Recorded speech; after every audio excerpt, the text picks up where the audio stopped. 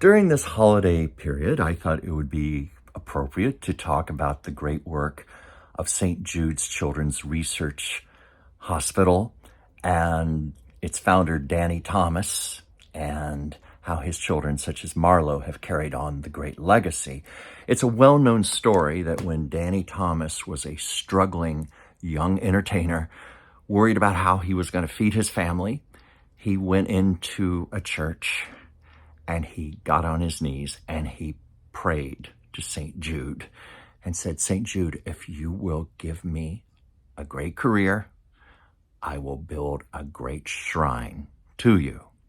Well, when Danny became a major television star in the 1950s, he went straight to work to deliver upon his promise to St. Jude and began a nationwide fundraising campaign from the ground up to build this hospital, which opened in 1962 in Memphis, Tennessee.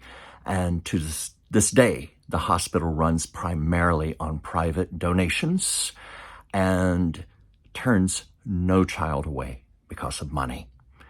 Danny said, no child in the dawn of their life should have to be facing death. So Danny devoted the remainder of his life to fundraising for his shrine to St. Jude.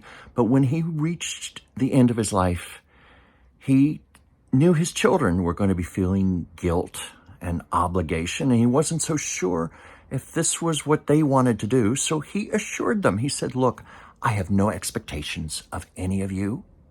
You do not have to do this. You do not have to carry this on as some promised legacy to me. You have my blessing if you decide you don't want to do this." Well, the children more or less did not want to initially, but they had to go to the hospital in Memphis for some administrative meetings, mainly to determine who was going to take over the role of Danny Thomas, particularly in the fundraising that he had done so well.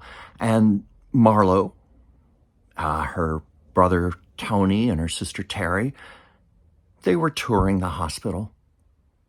They saw the children and they realized they could not say no. They couldn't. They could not. There was no possible way.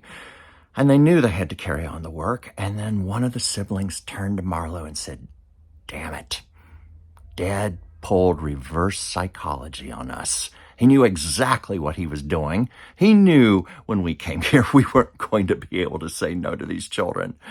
And so today they still work for the hospital, raising funds, doing great work. And Marlo is the National Outreach Director and serves as the celebrity spokesperson in the capacity that her father did for so many years. Good for them. Please like and subscribe to my channel, Chuck's Captivating Chronicles.